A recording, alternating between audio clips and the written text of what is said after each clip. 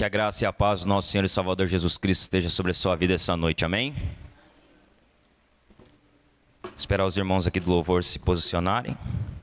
Enquanto isso, se você que tem sua Bíblia aí, você já pode abrir ela no livro de Neemias. Neemias, no capítulo 1, nós vamos ler dos versos 5 a 11. Neemias, capítulo 1, dos versos 5 a 11. Tá bom, retorno. Estamos em uma série no livro de Neemias. Começamos no domingo passado a primeira mensagem. Falamos sobre o coração do restaurador. Neemias, ele é um restaurador. Ele é chamado por Deus para restaurar os muros de Jerusalém que estão destruídos e a cidade de Jerusalém que está em miséria e humilhação. E hoje nós vamos dar continuidade na segunda mensagem da série. E hoje nós queremos falar um pouquinho sobre oração. Neemias, ele é um homem de oração. E Neemias, ele vai nos ensinar que antes de tudo nós temos que orar. Então o tema da nossa mensagem de hoje é: antes de tudo, ore. Amém? Neemias capítulo 1, nos versos 5 em diante. Você que tem Bíblia encontrou? Se você não tem Bíblia, eu acho que eles vão tentar passar aqui, mas está com um problema o projetor lá. Não vai, né? Não vai sair. Eles vão tentar lá, mas eu acho que eles vão arrumar, porque eles são bons lá no negócio lá. Eles sempre dão um jeito. Neemias capítulo 1, dos versos 5 a 11, diz assim: Eu disse: Ah, Senhor Deus dos céus, Deus grande e temível, que guardas a aliança e a misericórdia para com aqueles que te amam e guardam os teus mandamentos. Estejam atentos os teus ouvidos e os teus olhos abertos, para que atendas à oração do teu servo, que hoje faço diante de ti, dia e noite, pelos filhos de Israel, teus servos. Faço confissão dos pecados dos filhos de Israel, os quais temos cometido contra ti. Eu e a casa de meu pai pecamos. Temos procedido de forma totalmente corrupta contra ti, e não guardamos os mandamentos, nem os estatutos, nem os juízos que ordenaste a Moisés, teu servo. Lembra-te da palavra que ordenaste a Moisés, teu servo, dizendo: Se vocês forem infiéis, eu os espalharei entre os povos. Mas, se vocês se converterem a mim e guardarem os meus mandamentos e os cumprirem, então, ainda que os seus desterrados estejam nos lugares mais distantes da terra, de lá os ajuntarei e os trarei para o lugar que escolhi para fazer habitar o meu nome.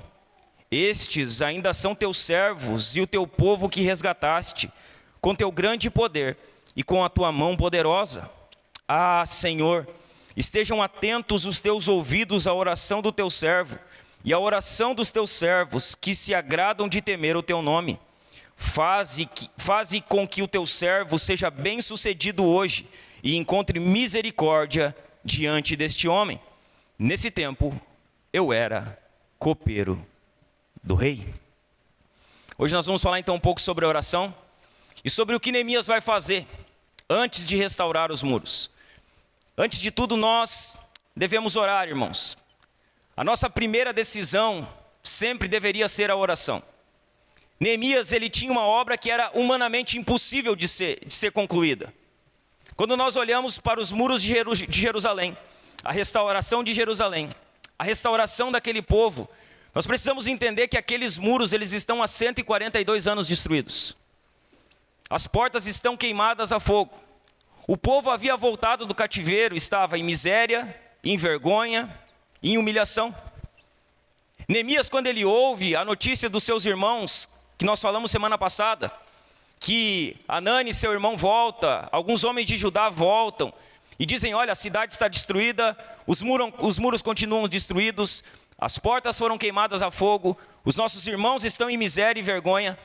Neemias, ele se sente chamado por Deus para resolver aquela situação, para ser um instrumento de Deus para restaurar aqueles muros, que estão há 142 anos destruídos.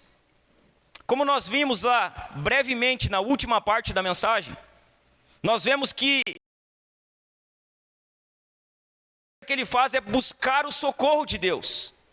Quando ele ouve aquela notícia, a Bíblia vai dizer no versículo 4 que ele se senta, ele lamenta, ele chora, ele jejua, e ele ora. A primeira coisa que Neemias vai fazer ao ouvir notícia a respeito de Jerusalém, ele vai buscar o socorro de Deus. Ele vai buscar em Deus a resposta para aquela situação. Ele vai jejuar, ele vai orar. Veja bem, antes de tudo que teria que enfrentar, antes de tudo que ele teria que realizar, Neemias ele toma uma decisão. E a decisão de Neemias é orar. Neemias decide orar. Ele sabia que tinha uma obra humanamente impossível. Ele sabia que ele teria um desafio grande, teria oposição, teria diversas situações. Então ele toma uma decisão. Antes de eu iniciar o que Deus me chamou para fazer, eu vou orar. Eu vou buscar a Deus. Eu vou buscar os recursos de Deus. Antes de tudo ele decide orar. Neemias ele era um homem de oração. Como falamos semana passada, ele nasce na Babilônia, ele cresce na Babilônia, ele desenvolve a sua vida na Babilônia, ele serve o rei da Babilônia, e mesmo assim, dentro de todo aquele contexto pagão, Neemias ele é um homem de Deus.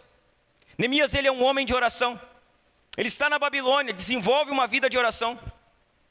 Ele era copeiro do rei. Ele era o braço direito do rei. O copeiro, como nós falamos semana passada, ele era uma espécie de ministro, braço direito, conselheiro do rei. Ou seja, Neemias era ocupado. Neemias era um homem muito ocupado. Neemias tinha diversas ocupações. Ele sempre foi um homem muito ocupado. Só que Neemias ele não era tão ocupado ao ponto de não ter tempo para Deus. Então ele era ocupado, mas mesmo em meio a tanta ocupação, Neemias ele achava um tempo para buscar a Deus. Ele achava um tempo para orar. Você já viu que o tempo que a gente vive é um tempo que todo mundo está muito ocupado para fazer muita coisa? Você fala com as pessoas, eu não tenho tempo, minha vida é muito corrida. Eu não consigo fazer isso, eu acordo, eu trabalho, eu tenho tanta coisa para fazer. Todo mundo está ocupado hoje, a ponto de não achar um espaço no seu tempo, no seu dia para o Senhor. Eu acho que Neemias ele era muito mais ocupado que nós. E mesmo sendo ocupado, ele não era tão ocupado ao ponto de não ter tempo para Deus. Deixa eu falar algo para você aqui ainda na introdução dessa mensagem. Um dos truques do diabo hoje, sabe qual é?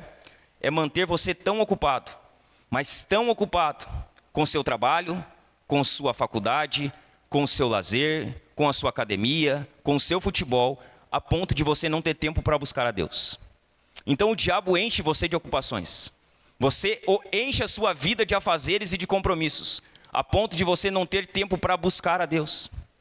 Nenhuma dessas coisas é pecado. Todas elas têm o seu lugar na nossa vida. O problema é quando essas coisas roubam o tempo que deveria ser de Deus nas nossas vidas. O problema é quando isso nos rouba da oração.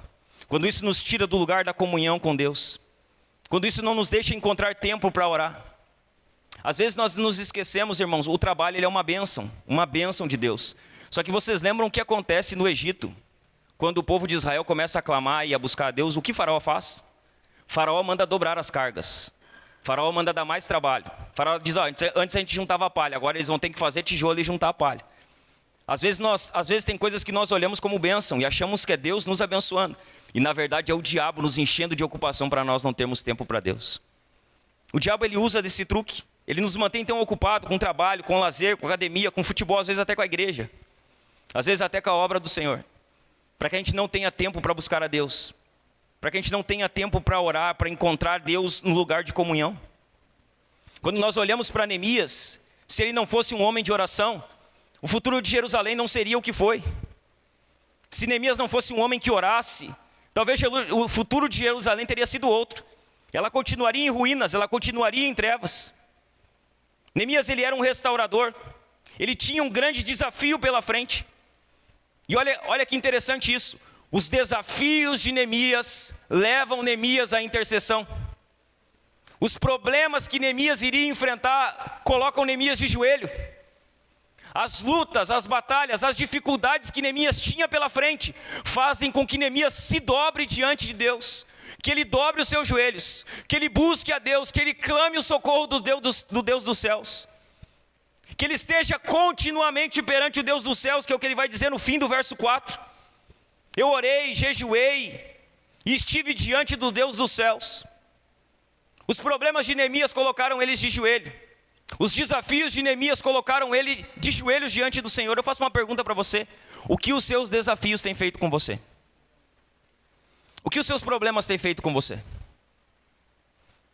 Os seus problemas têm colocado você de joelho diante do Senhor? Os desafios que você enfrenta diariamente, eles fazem com que você se dobre voluntariamente diante do Senhor? Ou os seus desafios fazem com que você se torne um ativista, que quer resolver os seus problemas, que quer arrumar uma solução para tudo que acontece na sua vida, que quer dar um jeito em resolver a situação? Os desafios de Neemias colocam ele de joelho. Os desafios de Neemias levam a ele a orar, levam ele a interceder. Sabe por quê, meus irmãos? Porque toda obra de restauração, preste atenção, toda obra de restauração, ela é precedida pela oração. Toda obra de restauração, ela é precedida pela intercessão. Então veja bem, Neemias tem uma obra para fazer. Ele tem muros para restaurar. O que ele faz? Ele vai orar. Ele vai interceder. Ele vai clamar pelo socorro de Deus. Veja bem, você que está aqui, talvez você não seja que nem Neemias, que tem um muro para restaurar, mas talvez você está buscando a restauração da sua família.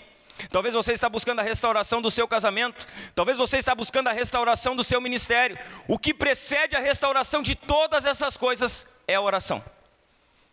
Tudo começa na oração. A casa inicia com os seus joelhos dobrados. A restauração da sua fé inicia com os seus joelhos dobrados. A restauração do seu casamento inicia com os seus joelhos dobrados. A restauração do seu ministério inicia com os joelhos dobrados. E se não iniciar com os joelhos dobrados, ali na frente ela acaba ruindo. Ainda que você, com a força do seu braço, possa restaurar ela momentaneamente. Toda restauração ela é precedida pela intercessão. O conhecimento da situação do povo, ele leva Neemias a orar a respeito daquele assunto. Ele conhece a situação. Ele se comove com a situação. Ele sente a dor do seu povo. Ele vai orar. Ele vai buscar a Deus. Neemias era um intercessor. Neemias era um homem de oração. Neemias era um homem que buscava o socorro do Senhor. Pastor, o que é um intercessor? Um intercessor é alguém que sente a dor dos outros. O intercessor se comove com apenas em si. Veja bem, uma pessoa egoísta, uma pessoa que pensa apenas em si, ela jamais será uma pessoa intercessora. Ela jamais será um ministério de intercessão na sua vida. Neemias era um intercessor. Neemias, ele sentiu a dor do seu povo. Neemias aqui ele vai orar. Aqui é a primeira oração de 10 orações que Neemias vai fazer durante todo esse livro. Neemias ele vai orar por 10 vezes no decorrer, e essa é a primeira oração que ele faz. Neemias ele senta, ele lamenta, ele ora, ele jejua. Jejuar no mês de Quisleu, e ele vai parar de jejuar e orar no mês de Nissan. Ele ora e jejua por 4 meses. Ele jejua, ele ora, ele lamenta, ele persiste. Neemias ele é persistente na sua oração. Ele está lá de forma fervorosa e de forma persistente. Quando nós olhamos para a vida de Neemias, quando nós olhamos a respeito da intercessão, o que Neemias pode nos ensinar a respeito da intercessão? Quais lições Neemias tem a fazer? O que Neemias nos ensina sobre a vida e a oração do Senhor? Aqui ele pode ser a igreja do Senhor. O ministério de um grupo da igreja. Ele não é um ministério de uma classe da igreja. A igreja é chamada a interceder. A igreja é chamada a exercer o sacerdócio e ministrar diante do Senhor. Todos nós deveríamos ocupar esse lugar da intercessão. E Neemias ele pode nos ensinar muito sobre a vida e a oração de um intercessor. Quais lições Neemias pode nos ensinar? A primeira lição que Neemias nos ensina a respeito do ministério de intercessão e da vida de um intercessor é que um intercessor, ele é alguém que reconhece a soberania de Deus sobre a sua vida. A primeira lição que Neemias vai nos ensinar a respeito da intercessão e da vida de oração de um intercessor é que um intercessor é alguém que reconhece a soberania de Deus sobre a sua vida. Olha no versículo 5, a primeira parte apenas. Neemias vai dizer assim: eu disse: ah, Senhor, Deus dos céus, Deus grande e temível. Neemias ele inicia a sua oração. E Neemias, ele inicia a sua oração um pouco diferente de nós, ou da maioria de nós. Neemias, ele vai orar. Ele é um intercessor, e sabe o que ele faz? Ele se aproxima de Deus com um profundo senso de reverência. Ele vai orar a Deus. Então, como ele se dirige a Deus? Ele se dirige a Deus dizendo: Deus dos céus, Deus grande, Deus temível. Isso denota reverência. Ele começa a sua oração não como nós, pedindo. Ele não inicia pedindo, ele inicia adorando. Ele não vai a Deus e diz: Deus me dá, eu preciso, estou buscando. Não, a primeira coisa que Neemias faz ao orar, ele adora. Ele reconhece a soberania de Deus. Ele reconhece a grandeza de Deus. Ele reconhece o poder de Deus. Sabe o que Neemias entende? Que Deus é soberano sobre todas as coisas, sobre tudo. Oração na grandeza, não na grandeza dos desafios que ele tinha.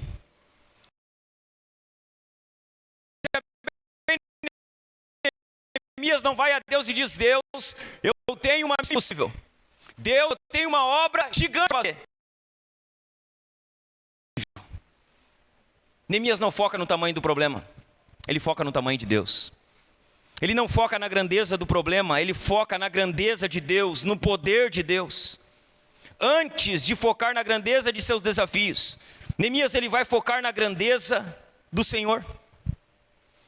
Maior que os nossos é o nosso Deus. Você tem problemas grandes?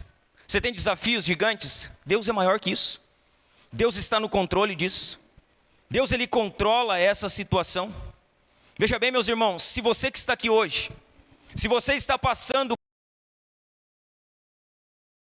talvez você entrou aqui, talvez você está aí diante de desafios grandes, de desafios maiores do que a sua capacidade de resolver eles, de enfrentar eles. Se você está assim com grandes aflições, com desafios maiores do que você pode resolver, você vai precisar do grande poder, grande. Você vai precisar disso. Se você tem desafios gigantes, você vai precisar do grande poder de Deus, da grande bondade de Deus, da grande misericórdia de Deus. Você vai precisar do Deus grande, do Deus da igreja, do Deus que é soberano sobre toda a terra.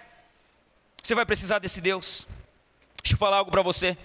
O Deus que adoramos, o Deus que nós estamos adorando hoje aqui, o Deus que nós estamos prestando culto a Ele essa noite, esse Deus, Ele é grande o suficiente para lidar com os desafios da sua vida. Ele é grande para lidar com os problemas da sua vida. Ele é grande para lidar com os desafios que você tem. Ele é grande para lidar com as aflições que você tem. O Deus que nós servimos, o Deus da igreja, o Deus que é soberano, o Deus que está sendo adorado hoje aqui é um Deus grande, é um Deus poderoso, é um Deus temível. Ele tem capacidade de resolver os problemas que você está enfrentando. Então quem sabe você para de querer resolver e começa a depender dele. Quem sabe você para de querer dar o seu jeito e mudar a situação. Dobra os seus joelhos e confia na providência do Senhor. Deus é poderoso para resolver, irmãos. Não há nada demasiadamente difícil para Ele. Nada. Veja bem, não há nada demasiadamente difícil para o Senhor. Não há nada que o Senhor não possa fazer. Não há situação que o Senhor não possa mudar. Não há enfermidade que o Senhor não possa curar. Não há porta que o Senhor não possa abrir. Não há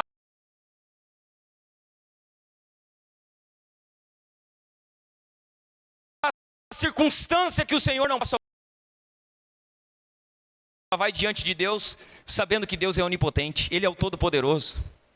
Sabe como um intercessor, ele se coloca diante de Deus, sabendo que não há nenhum impossível para Ele.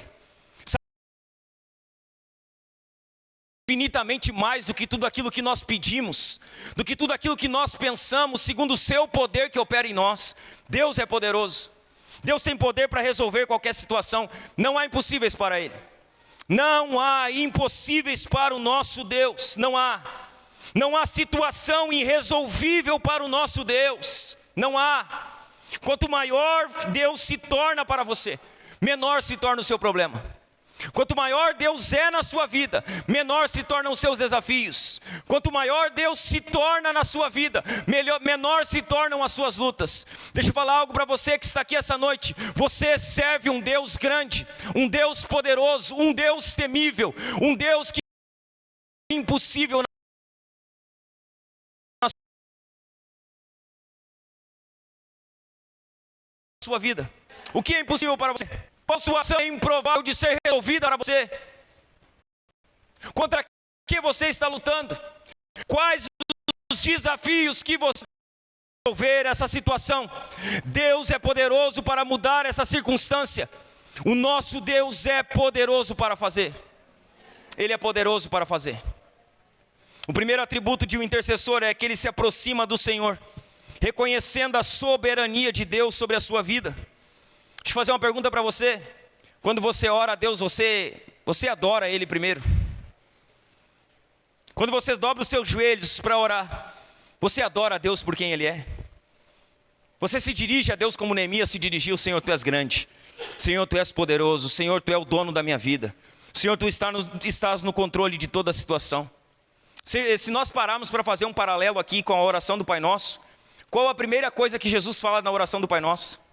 Quando vocês orarem, orem assim: Pai nosso que está nos céus, santificado seja o teu nome. A primeira citação da oração do Pai Nosso que Jesus instrui é a adoração. E diz: vão ao Pai e digam: Pai nosso, santificado seja o teu nome. Tu és santo, Senhor. Tu és um Deus grande, tu és um temível. Fazendo. Neemias está adorando a Deus por quem Ele é. Você tem adorado a Deus por quem Ele é? O que você faz? Você focaliza no tamanho do problema ou você focaliza no tamanho do Deus que você serve? No que você foca? Para onde você dirige a atenção? Você parece chavão de igreja, né? Não há impossíveis para Deus, mas você crê nisso? Você crê que não há impossíveis para Deus? Ou você repete isso apenas? Você crê que Deus é poderoso para fazer coisas que você não pode fazer? Você crê que Deus ele é soberano sobre tudo? O primeiro atributo de um intercessor é que ele reconhece a soberania de Deus sobre a sua vida. O segundo atributo de um intercessor ele é alguém que sabe que Deus é fiel. Sabe quem é uma pessoa de oração?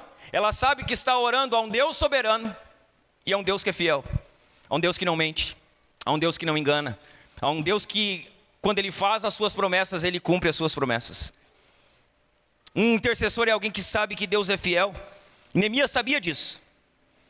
No versículo 5 ele diz: Ah, Senhor, Deus dos céus, Deus grande e temível. E aí ele vai dizer assim: que guardas a aliança e a misericórdia para com aqueles que te amam e guardam os teus mandamentos. Neemias sabia que Deus era fiel para com as suas promessas. Por diversas vezes Neemias aqui ele vai fazer referência a Deuteronômio, aonde Deus ele dá lá o resultado da obediência e o resultado da desobediência, os dois caminhos, a bênção e a maldição. Neemias por diversas vezes vai fazer referência a isso. Neemias sabia que o Senhor havia feito uma aliança com o povo de Israel, prometendo abençoar o povo, se o povo fosse obediência, mas também prometendo ao povo que se o povo desobedecesse, haveria consequências duras. Haveria disciplina da parte de Deus sobre o povo. Haveria consequências. A cidade de Jerusalém está destruída. O povo está em miséria e em humilhação.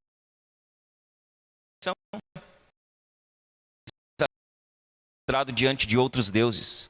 Eles tinham se tornado idólatras. E Deus levanta diversos profetas ao longo do caminho, chamando o povo de Israel ao arrependimento. E o povo não se arrepende, a ponto de Deus entregar Israel ao rei da Babilônia, e ele destruir com Jerusalém, ele levar os cativos por 70 anos. O que estava acontecendo em Jerusalém era consequência da desobediência a Deus, de desobediência à palavra de Deus. Deixa eu falar para você, esse vai ser sempre o resultado. Você quer saber o que vai acontecer com a sua vida se você decidir desobedecer a palavra de Deus? Vergonha, humilhação, morte espiritual, derrota. É só isso que o pecado tem para nos oferecer.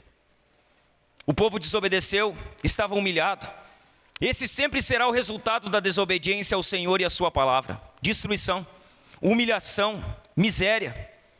O mesmo Deus que havia prometido abençoar e disciplinar, Ele também havia prometido perdoar se houvesse arrependimento. Então Ele diz: olha, se vocês pecarem, terá consequência. Se vocês obedecerem, terá consequência. Mas quando pecarem, se vocês se arrependerem, também haverá restauração. Também haverá perdão para os seus pecados. Deus havia feito promessas ao povo. Neemias sabia disso. E Neemias, quando ele vai orar, ele faz menção dessas promessas na sua oração. E deixa isso claramente explícito em sua oração. Veja bem, meus irmãos, nós somos o povo de Deus. Amém? Amém? Nós somos o povo de Deus. Deus, Ele firmou uma aliança conosco um dia. Deus, Ele fez uma aliança eterna conosco, de ser o nosso Deus e de nós sermos o seu povo. Nós somos o povo de Deus. Deus tem uma aliança conosco. Nós estamos guardados por nosso Deus. Ele prometeu isso. Deus, Ele prometeu que guardaria o seu povo, que conduziria o seu povo em triunfo e que um dia receberia o seu povo na glória. E deixa eu falar para você, se Deus prometeu, Ele vai fazer isso. Se Deus prometeu que Ele vai nos guardar, Ele vai nos guardar. Se Deus prometeu que Ele vai nos conduzir em triunfo até a eternidade com Ele, Ele vai nos conduzir. Se Deus prometeu que vai nos receber na glória um dia, Ele irá nos receber na glória um dia. O que nós temos que fazer então? Nos apegar a isso. Nos apegar a essas promessas. Quando nós vamos orar, devemos nos apegar a essas promessas. Sabe por quê? Porque aquele que prometeu, Ele é fiel para cumprir. Veja bem, o Deus que prometeu nos guardar, nos conservar e nos resgatar um dia, Ele vai cumprir isso. Ele é fiel para cumprir as suas promessas. Ele é fiel para cumprir para com a sua palavra. Neemias estava disposto a orar, porque ele conhecia a fidelidade de Deus. Ele sabia que ele não estava orando para qualquer Deus. Ele não estava orando para Baal, para Aserá, para Astarote, para Moloque, não. Neemias conhecia o Deus que ele estava orando. Ele sabia que ele não estava orando para um Deus infiel. Ele sabia que estava orando para um Deus que é soberano e fiel às suas promessas. E sabe o que isso fazia com Neemias? Isso motivava Neemias a orar. Isso fazia com que Neemias permanecesse em oração. Ele sabia que Deus era fiel, que o Deus dele era um Deus misericordioso. Neemias conhecia Deus, ele conhecia o Senhor. Neemias sabia quem Deus era. Neemias conhecia as promessas de Deus. Neemias, ele conhecia a lei do Senhor. Deixa eu falar para você, quanto mais teologia você conhecer, mais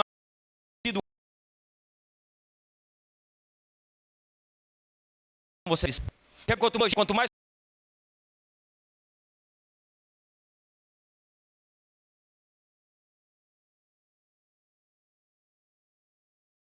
nós vamos saber muito de Deus, nós vamos ter pouco a intimidade de Deus.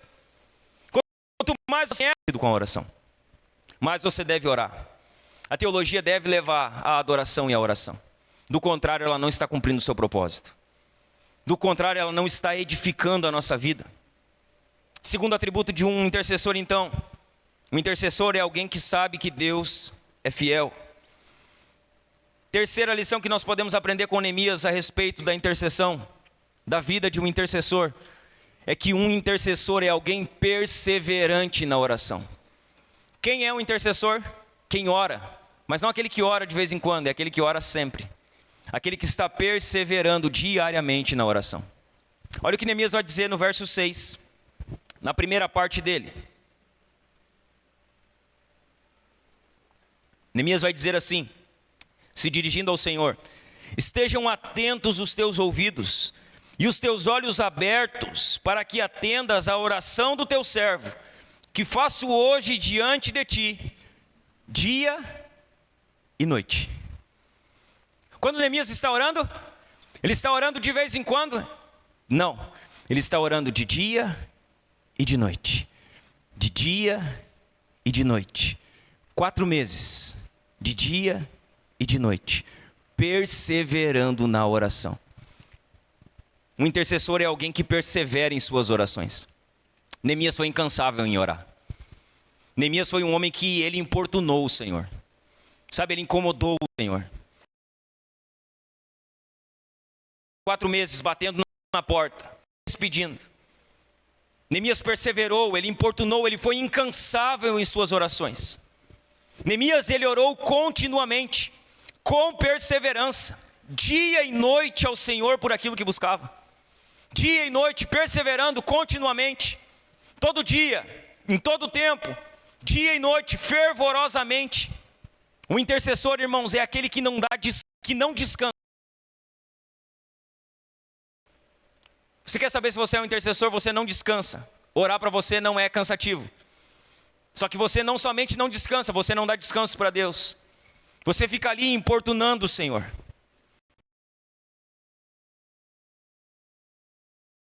Parou para observar que por diversas vezes a Bíblia ela nos instrui a perseverar. A Bíblia por diversas vezes nos encoraja a perseverar na oração. Por diversas vezes as Escrituras elas vão nos encorajar a perseverança na oração, para que nós venhamos a nos manter orando. A Bíblia valoriza a perseverança. Você quer ver? Nós vamos ler 3 textos. Vai projetar? Não? Não? Nós vamos ler 3 textos então. Deixa eu só marcar aqui o meu. Nós vamos ler Mateus, capítulo 7, do versículo 7 ao versículo 11. Se você for rápido de Bíblia, você pode abrir. Mateus 7, dos versículos 7 a 11.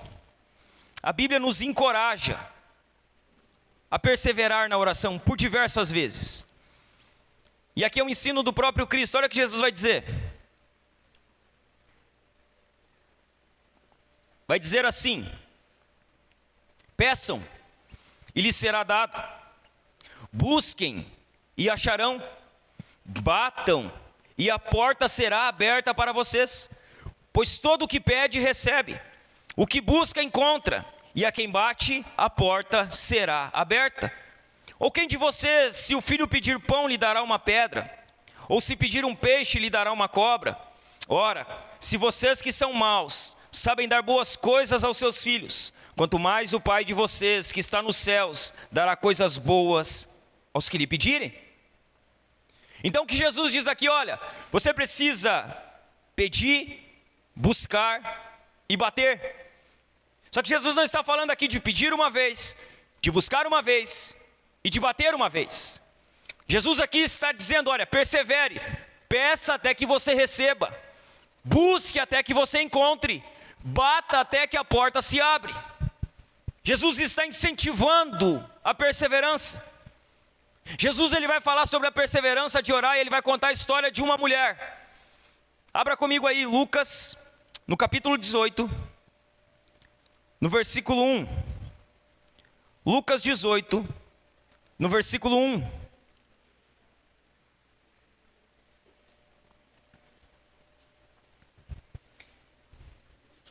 Jesus ele vai contar uma parábola sobre isso, sobre o dever de nós perseverarmos na oração. Lucas 18, 1, Jesus vai dizer assim: Jesus lhes contou uma parábola para mostrar que deviam orar sempre e nunca desanimar. Em certa cidade havia um juiz que não temia Deus, nem respeitava ninguém. Havia também naquela mesma cidade uma viúva que sempre o procurava, dizendo: julgue a minha causa contra o meu adversário. Por algum tempo ele não a quis atender, mas depois pensou assim: é bem verdade que eu não temo a Deus, nem respeito a ninguém. Porém, como esta viúva fica me incomodando, vou julgar a sua causa, para acontecer que por fim venha a molestar-me. Aí Jesus vai dizer assim: ouçam bem o que diz esse juiz iníquo. Aquele juiz ele foi importunado por aquela mulher, até que ele julgou a causa dela. Aí Jesus ele vai vir com o ensinamento, dizendo assim: será que Deus não fará justiça aos seus escolhidos, que a Ele clamam de dia e de noite, embora pareça demorado em defendê-los? Digo a vocês que depressa lhes fará justiça. Contudo, quando o Filho do Homem vier, será que ainda encontrará fé sobre essa terra? Jesus diz, olha, tinha um juiz iníquo, E de tanto que uma viúva importunou ele, ele julgou a causa dela. Será que o Pai de vocês, será que o Deus de vocês não vai fazer justiça a vocês? Será que não? Jesus disse sim, ele fará, breve fará, rapidamente ele fará. Há um outro texto, 12, abre aí. Romanos 12, um outro texto que encoraja a perseverança na ação. Romanos 12, alegrem-se na esperança, sejam pacientes na tribulação e perseverem na oração. O que a Bíblia está fazendo? Constantemente nos encorajando a perseverança. A Bíblia está nos ajudando a perseverar, valorizando a perseverança. Por que a Bíblia nos encoraja a perseverar? Por que há diversos textos sobre perseverar na oração? Sabe por quê? Porque nós temos uma tendência carnal. Que tendência é essa, pastor? Nós temos a tendência de desistir rapidamente, quando a gente não vê os resultados da nossa oração diante de nós. Então nós começamos a orar, e aí nós oramos um dia, 2 dias, uma semana, e nada acontece. E aí nós pensamos assim, Deus ele não vai responder minha oração. Porque afinal de contas, um dia eu ouvi que Deus diz não também na oração, e Ele diz. Só que isso não pode ser uma desculpa para você parar de perseverar na oração. Talvez não é que Deus disse não, talvez é que você não quis perseverar mais. Por isso a Bíblia está nos encorajando a orar. Porque nós temos essa tendência carnal. Nós queremos o resultado rápido. Nós queremos a resposta rápida. Nós queremos o milagre rápido. Nós queremos que as coisas aconteçam na nossa vida rápido. Nós queremos que Deus trabalhe no nosso tempo, e Deus não vai trabalhar no nosso tempo, Ele vai trabalhar no tempo dEle. Ele vai fazer as coisas no tempo dEle. Na maioria das vezes nós começamos a interceder por uma causa e logo paramos. Então nós começamos a orar, falei semana passada sobre isso. Quero que meu marido se converta, pastor. Eu vou começar a orar, aí ora. Um dia, 2, uma semana, pau na casa, para de orar. Eu quero que meu filho se converta, aí ora, um dia, 2 dias, uma semana, não vê o filho se converter, parece que vê o filho só piorar, para de orar. Então a maioria de nós tem essa tendência. Quando começamos a orar por algo, nós não vemos o resultado e paramos. Aí nós olhamos para a vida de Neemias. Aí nós vamos ver que Neemias, ao contrário de muitos cristãos, ele perseverou na oração. Ele orou por 120 dias. 120 dias. Até que Deus falou, até que Deus deu uma resposta. Ele orou por 120 dias com choro, com jejum de dia e de noite. Ele insistiu com Deus. Sabe, ele ficou ali batendo, Senhor, que o Senhor mova o coração do rei. Senhor, que o Senhor dê recursos. Senhor, que o Senhor levante um povo para colaborar com a reconstrução lá. Senhor, que o Senhor afaste do nosso meio os adversários que se levantarão. Ele ficou ali durante 120 dias, orando, jejuando e chorando, insistindo com Deus. Meu irmão, você tem perseverado na oração? Você tem perseverado em orar?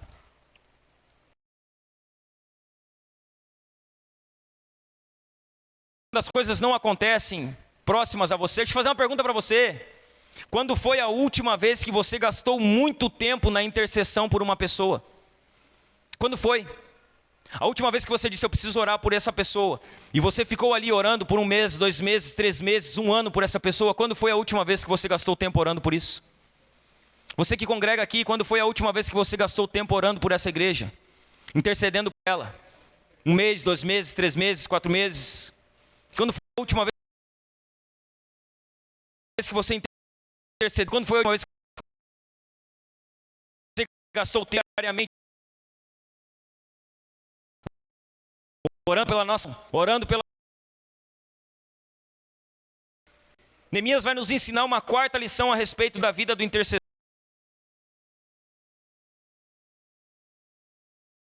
Alguém que do seu povo, da sua família. Só que além de reconhecer, alguém que confessa os seus pecados. Olha o que Neemias vai fazer no versos 6 e 7. Ele vai dizer assim: estejam atentos os teus ouvidos e os teus olhos abertos para que atendas à oração do teu servo, que faço diante de ti, de dia e de noite, pelos filhos de Israel, teus servos. Faço confissão dos pecados dos filhos de Israel, os quais temos cometido contra ti. Eu e a casa de meu pai pecamos, temos procedido de forma totalmente corrupta contra ti, e não guardamos os mandamentos, nem os estatutos, nem os juízos que ordenaste a Moisés teu servo. O que Neemias vai fazer? Ele vai reconhecer o pecado. Ele tinha consciência do porquê o povo estava naquela situação. Ele sabia que o povo tinha pecado. Ele sabia que a causa daquela situação era pecado. Ele sabia que a causa daquela destruição era pecado. O intercessor, irmãos, ele tem consciência das causas da derrota do povo. Ele tem essa consciência. Ele sabe por que o seu povo está em derrota. Veja bem, você sabe o porquê que muitas vezes há pessoas na sua família que estão com uma vida derrotada, fracassada e sofrendo. Você sabe disso.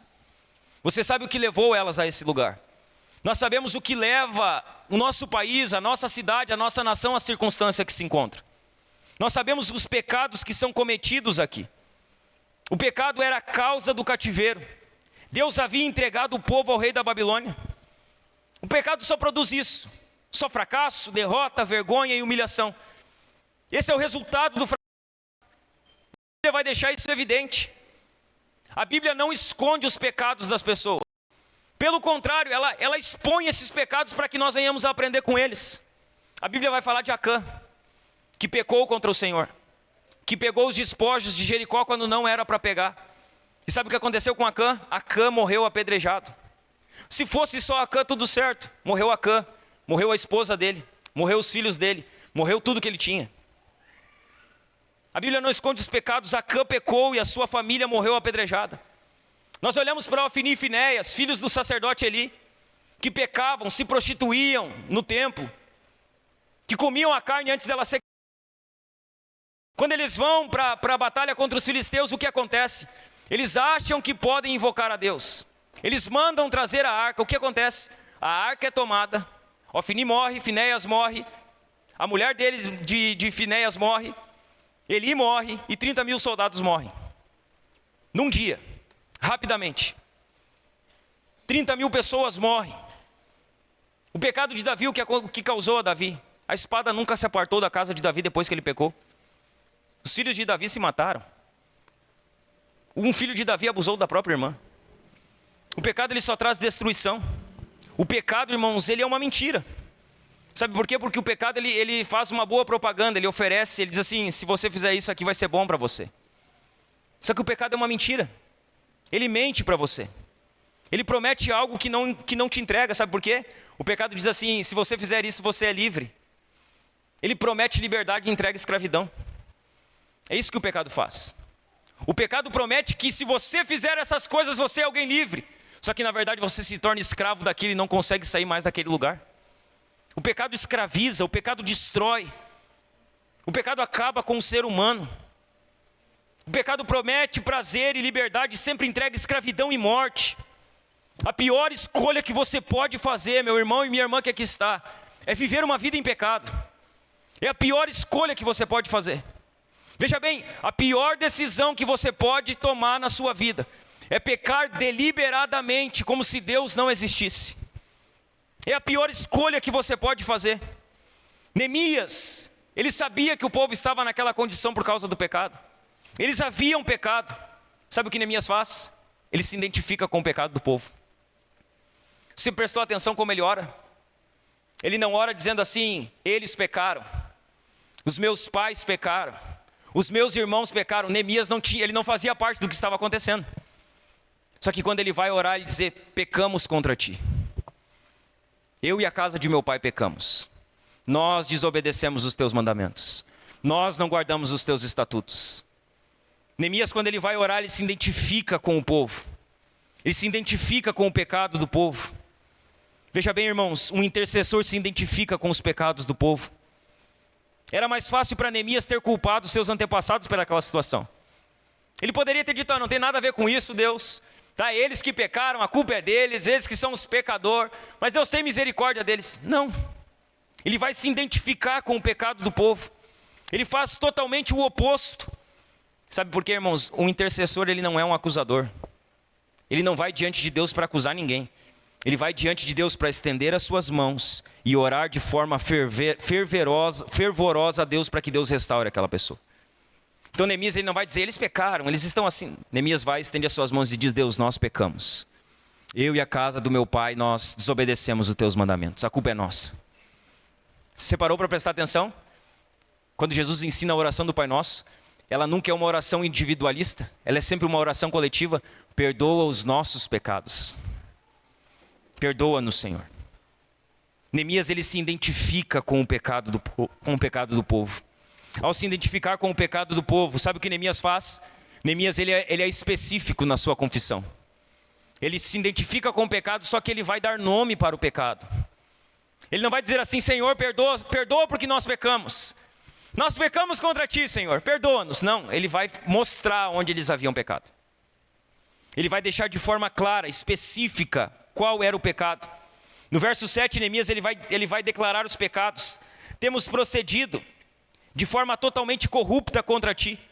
Não guardamos os mandamentos, nem os estatutos, nem os juízos que ordenaste a Moisés teu servo. Neemias, ele é específico. Veja bem, o intercessor, ele faz confissões específicas. Ele dá nome para o pecado. Ele dá nome para o que está acontecendo. Ele não generaliza o pecado. Ele não bota todo o pecado num pacote e diz: pecamos, Deus, perdoa-nos. Não, ele vai lá e dá nome. Ele vai lá e mostra onde eles haviam pecado. Irmãos, a maioria das confissões de pecado hoje são genéricas. Elas são inespecíficas. E porque são dessa forma, sabe o que elas mostram? Que não há convicção de pecado. Que não há quebrantamento de fato. Nós vivemos num tempo de confissões genéricas. Eu pequei. Não, Deus não quer saber se você pecou. Ele sabe que você pecou. Deus, ele quer que você dê nome para o seu pecado. Ele diz: Deus, eu pequei. Eu olhei para a mulher que não devia olhar. Pequei. É isso que Deus quer. Deus, pequei. Eu menti, Deus. Eu menti para o meu chefe do trabalho. Aí nós vamos diante de Deus e generalizamos. Dizemos para Deus: olha, Deus, hoje eu pequei, me perdoa porque eu sou pecador. Me perdoa, Deus, olha só. Perdoa os meus pecados. Aí vamos conjecturar aqui, talvez Deus diz assim: quais pecados? Aonde foi que você pecou? Eu quero saber o nome disso. Eu quero saber no que você pecou. A oração, irmãos, ela precisa vir acompanhada da confissão de pecados. Toda oração precisa ser acompanhada de confissão de pecados. Nós devemos reconhecer quem somos de verdade diante de Deus. De verdade. Diante de Deus não tem plateia. Diante de Deus não tem máscara. Diante de Deus é nós e Deus. E ainda que a gente acha que pode enganar Deus, Deus sabe quem nós somos. Nós precisamos ser de verdade diante de Deus. Sabe, ser pessoas reais. Quando nós dobramos o nosso joelho lá, nós precisamos falar para Deus quem nós somos de fato. Provérbios 28:13, um versículo bem conhecido, diz que aquele que encobre as suas transgressões, ele não prospera. Sua vida não anda, as coisas não acontecem. Só que diz que aquele que confessa os seus pecados e deixa, ele alcança misericórdia da parte de Deus. Ele alcança perdão. Nós precisamos ir a Deus, irmãos, e ser gente de verdade. Dizer: Deus, eu sou um pecador, eu pequei aqui hoje, Senhor. Aqui, eu preciso que o Senhor me liberte disso aqui. Eu preciso da tua graça, eu preciso da tua misericórdia. Eu preciso do teu perdão. Ao confessar pecados, seja específico. Seja específico, não generaliza. Dá nome para o teu pecado, irmão. Dá nome para o teu pecado. Dá nome para onde você tem caído. Fala para Deus aonde você tem pecado contra Ele. Diz para o Senhor: Senhor, eu tenho pecado aqui. Perdoa esse pecado. Me liberta desse pecado. Me ajuda a vencer esse pecado. Dá nome para eles, irmão. Neemias vai orar e ele especifica: nós somos corruptos diante de ti. Nós desobedecemos aos teus mandamentos. Nós não guardamos os estatutos de Moisés, teu servo. Ele reconhece e confessa o pecado. Minha pergunta para você: qual foi a última vez que você confessou os seus pecados de forma específica? Quando foi a última vez que você dobrou os seus joelhos e deu nome para os seus pecados? Que você reconheceu: Deus, olha aqui, esse aqui é o meu pecado. Quando foi a última vez que você confessou os pecados da sua família? Dizendo: Senhor, minha família tem pecado aqui. A minha casa tem pecado aqui. Senhor, a nossa igreja tem pecado aqui. Senhor, a nossa cidade tem pecado aqui. A nossa nação tem pecado aqui. É isso que Neemias está fazendo. Ele está confessando os seus pecados, os pecados da sua família, os pecados da sua nação. Há uma quinta lição ainda que Neemias vai nos ensinar sobre a vida do intercessor. O intercessor é alguém que ora com base nas promessas da palavra de Deus. Neemias vai orar. E como ele vai orar? Com base nas promessas. Que promessas? As promessas que estão na palavra. Neemias ele vai citar as escrituras. Olha o que ele diz nos versos 8, 9 e 10. Ele diz assim: lembra-te da palavra que ordenaste a Moisés, teu servo, dizendo: se forem infiéis, eu os espalharei entre os povos. Mas se vocês se converterem a mim e guardarem os meus mandamentos e os cumprirem, então, ainda que os seus desterrados estejam nos lugares mais distantes da terra, de lá os ajuntarei e os trarei para o lugar que escolhi para fazer habitar o meu nome. Estes ainda são teus servos e o teu povo que resgataste com teu grande poder e com tua mão poderosa. O que Neemias faz? Ele ora. E ele ora com base no quê? No vento? Não. Ele ora com base na palavra. Ele diz: o Senhor falou para Moisés que se nós desobedecêssemos, o Senhor nos espalharia. Mas que se nós nos arrependêssemos, o Senhor nos traria de volta. Nós somos o teu povo ainda que pecamos contra ti. O Senhor nos dispersou, mas nós não deixamos de ser o teu povo, porque o Senhor tem uma aliança conosco. O Senhor prometeu que nós seríamos o seu povo. Neemias ora com base na palavra, nas promessas da palavra. A palavra de Deus e a oração, elas andam de mãos dadas. Elas andam juntas. O intercessor precisa conhecer a palavra, porque a palavra é o combustível do ministério de oração. As promessas contidas na palavra, elas são o combustível do ministério de oração. 4 coisas que o intercessor precisa saber. 4 coisas que uma pessoa que tem uma vida de intercessão ou que quer iniciar uma vida de intercessão precisa saber.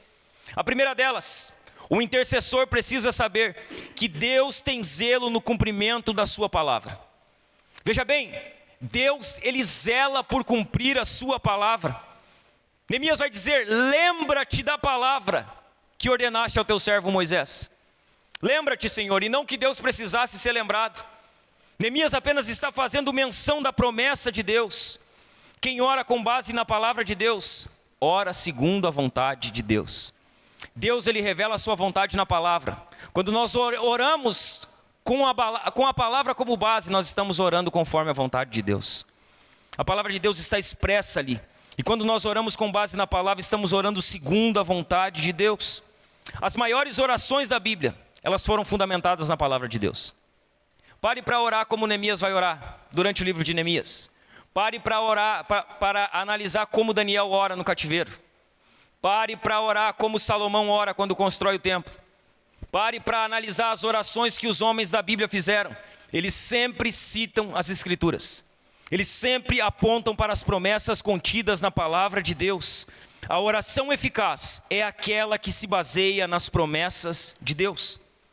Uma segunda coisa que um intercessor precisa saber é que Deus, ele disciplina a desobediência do seu povo. O intercessor precisa saber que Deus, ele irá disciplinar o seu povo quando desobedecer a ele.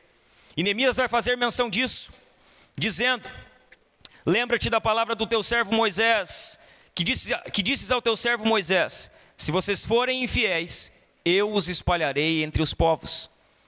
Veja bem, o intercessor precisa saber que quando o povo de Deus desobedece a Deus, o que resta para o povo de Deus é a disciplina de Deus. Veja bem, Deus é nosso Pai. E como nosso Pai, ele nos disciplina quando pecamos. E a disciplina de Deus, ela tem níveis, né? Outra hora nós falamos disso, mas nós já falamos um tempo atrás sobre isso aqui. A disciplina de Deus, ela tem níveis. Só que Deus, ele não deixa os seus filhos sem disciplina. Deus, ele prometeu bênçãos e alertou acerca das maldições causadas pela desobediência. O cativeiro da Babilônia era juízo de Deus. Era a disciplina de Deus contra o seu povo por causa do pecado. E um intercessor precisa saber que a disciplina de Deus vem sobre a desobediência. Terceira coisa que um intercessor precisa saber é que o arrependimento sempre resulta em restauração. Então Deus disciplina os seus filhos? Sim. Quando a disciplina surte efeito e os seus filhos se arrependem, o que Deus faz? Deus restaura. Deus perdoa. Deus traz de volta. No verso 9 ele vai dizer: mas se vocês se converterem a mim e guardarem os meus mandamentos e os cumprirem, então, ainda que os seus desterrados estejam nos lugares mais distantes da terra, de lá os ajuntarei e os trarei para o lugar que escolhi fazer para habitar o meu nome. Então, se houver arrependimento, há restauração. Quando há arrependimento, há perdão. Sabe por quê? Porque Deus é um Deus compassivo. O nosso Deus é um Deus misericordioso. Ele é um Deus de toda graça. Deixa eu falar algo para você que está aqui, meu irmão. Nosso Deus é o Deus que restaura o caído. O nosso Deus restaura o caído. O nosso Deus, sabe quem é? O nosso Deus é o Deus que não rejeita um coração quebrantado e contrito diante da sua presença. O nosso Deus restaura o caído. Ele não rejeita o coração quebrantado. Neemias sabe que se o povo se arrepender, viria um tempo de restauração e refrigério sobre o povo. Ele sabia isso. O que ele faz? Ele menciona isso em sua oração. Ele sabia que se o povo se arrependesse, haveria perdão, haveria restauração, haveria refrigério. Veja bem, meu irmão, você que entrou hoje aqui, se você está caído diante do Senhor, primeira coisa, se arrependa dos seus pecados hoje aqui. Confesse os seus pecados diante do Senhor. Se você tem pecado contra Deus, se você está caído, se arrependa. Confesse os seus pecados. Sabe por quê? Porque Deus tem perdão para a sua vida. Deus tem misericórdia para você. Deus, Ele pode restaurar você. Eu vou além. Deus, Ele quer restaurar você. Se você está caído, Deus quer restaurar você. Se você está pecando contra Ele, se arrependa, porque Deus tem perdão para a sua vida. Ele é o Deus que restaura o caído, Ele quer restaurar você. Uma quarta coisa que o intercessor precisa saber é que os pecados do povo de Deus não anulam a aliança que Deus tem com eles. Veja bem, os pecados do povo de Deus não anulam a aliança de Deus com seu povo. Olha o que Neemias vai dizer no verso 10. Ele vai dizer assim, sobre o povo que havia pecado, que havia sido disperso, que havia sido trazido de volta. Neemias diz assim: estes ainda são teus servos, e o teu povo que resgataste com teu grande poder, e com a tua mão poderosa. O que Neemias diz? Eles pecaram? Eles pecaram. Eles desobedeceram a tua lei, eles desobedeceram, mas eles não deixaram de ser teu povo, eles ainda são teu povo, Senhor. Eles são o povo que tu resgatou, eles são o povo que tu trouxe de volta, eles são o povo que o Senhor resgatou, eles são teus servos, com o qual o teu grande poder e com a tua mão poderosa tu trouxe de volta. Veja bem, os teus pecados não fazem com que você deixe de ser filho de Deus. Você precisa se arrepender deles, não viver deliberadamente neles. Mas os pecados do povo de Deus, eles não anulam a aliança de Deus com o seu povo. Deus havia disciplinado o seu povo ao trazer a Babilônia para destruir Jerusalém e Israel. Deus havia executado disciplina ao levar o povo cativo, mas Deus não abandonou o povo lá. O mesmo Deus que levou eles para lá trouxe eles de volta. O mesmo Deus que enviou eles para o cativeiro é o Deus que traz eles de volta para Jerusalém. Eles ainda eram povo de Deus. Eles ainda eram servos de Deus. Esse povo é o povo que Deus havia resgatado do Egito e que agora Ele resgata eles da Babilônia. Neemias está orando e ele ora fundamentado na perseverança do amor de Deus pelo seu povo. Neemias sabe que Deus é um Deus que ama o seu povo, que Ele é compassivo, que Ele é misericordioso. Neemias sabe que ainda que nós sejamos infiéis, Deus permanece fiel porque Ele não pode negar a si mesmo. Neemias sabe que ainda que nós pecamos, os nossos pecados, eles não anulam a nossa aliança com o Senhor. As nossas fraquezas, meus irmãos, elas não anulam a eleição da graça de Deus sobre a nossa vida.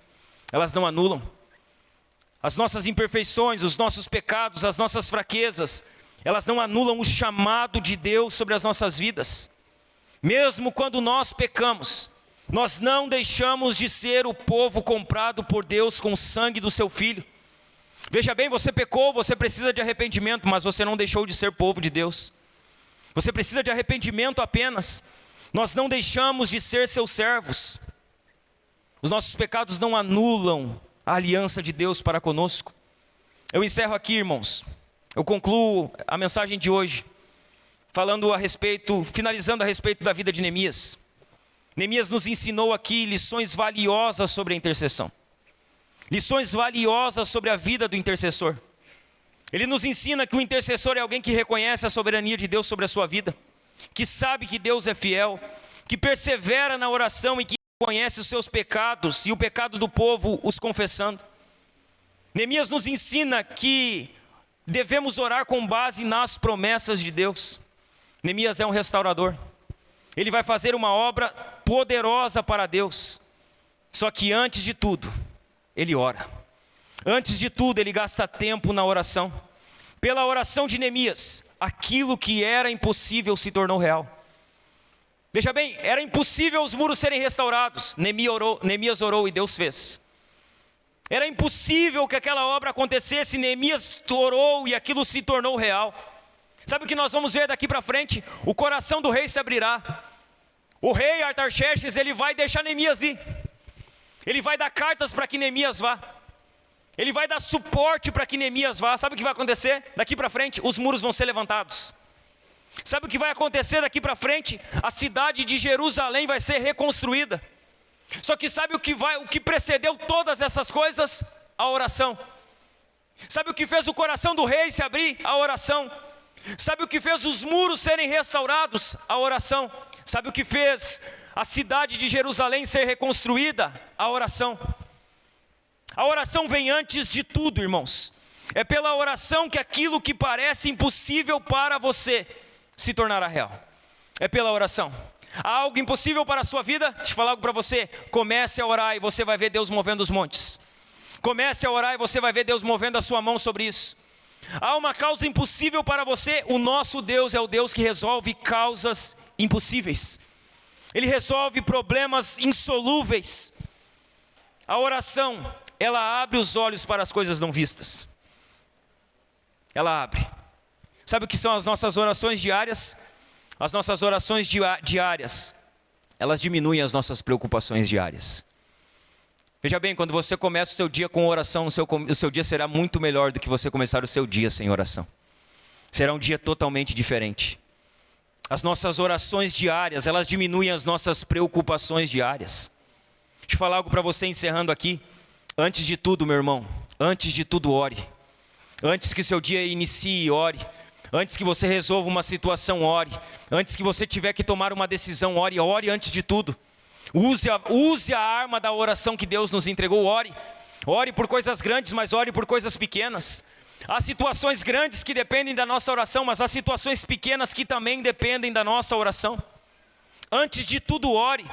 Se você tem uma causa impossível, antes de qualquer coisa, ore. Confie que Deus é poderoso para cumprir as promessas contidas na sua palavra. Confie. Confie que Deus pode fazer. Confie que Deus pode responder. Confie que Deus pode fazer milagres. Confie, porque Ele pode. E sabe por que nós cremos que Ele pode? Porque a palavra dEle diz que Ele faz.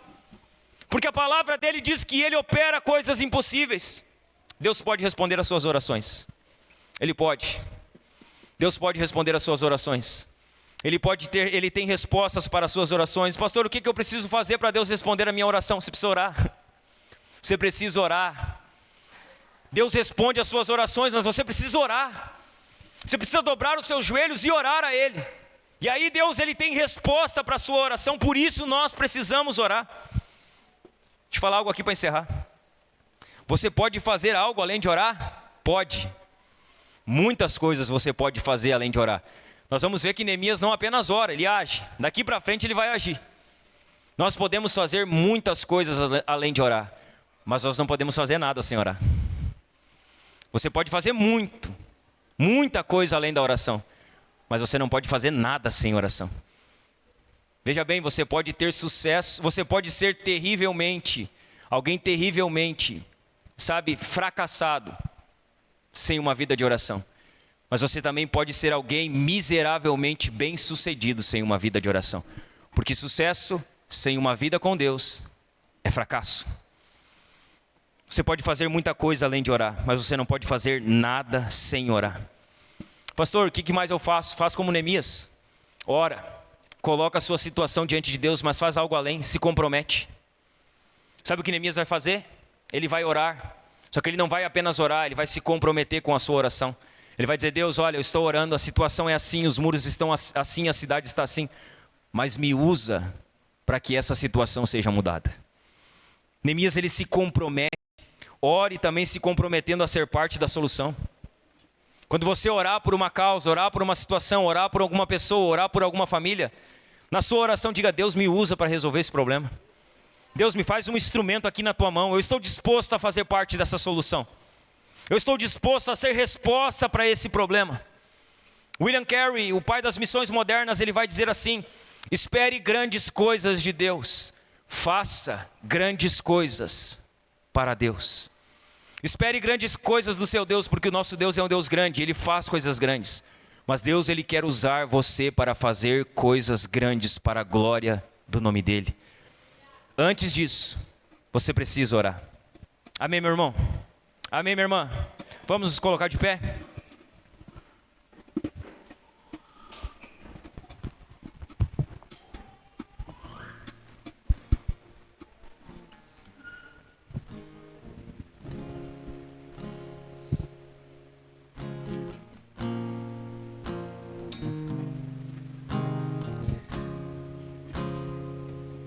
Antes de tudo, ore. E se você não tem tido esse hábito, não tem desenvolvido esse hábito, comece a partir de hoje, irmão. Pegue